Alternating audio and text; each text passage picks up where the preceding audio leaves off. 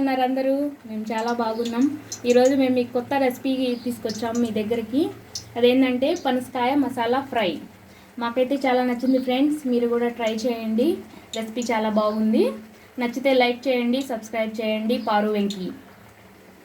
ఇప్పుడైతే రెసిపీలోకి వెళ్ళిపోదాం. ముందుగా పనసకాయని ఫ్రెండ్స్ మేము 1/2 కిలో పనసకాయ తీసుకున్నాం. దాన్ని చిన్న చిన్న ముక్కలుగా ఇలా కట్ చేసుకోవాలి. ఇలా వాటర్లో వేసి కట్ చేసుకోవాలి. కట్ చేసుకున్న తర్వాత ఉప్పు పసుపు వేసి ఇలాగా ఉడకపెట్టాలి ఫ్రెండ్స్.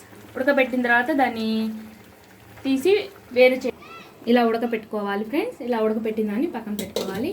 ఇప్పుడైతే కూరలోకి కావాల్సిన పదార్థాలు: ఉల్లిపాయని పచ్చిమిరకాయని ఇలా చిన్న చిన్న ముక్కలుగా కట్ చేసుకోవాలి. అల్లం వెల్లుల్లి పేస్ట్, కొద్దిగా వాటర్ వేసి పేస్ట్ చేసుకోవాలి ఫ్రెండ్స్.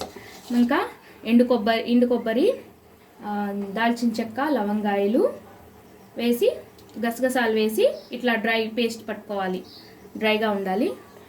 నెక్స్ట్ ఫ్రెండ్స్ ఇంకేమంటే పార్ట్ 2లోకి వెళ్ళిపోదాం.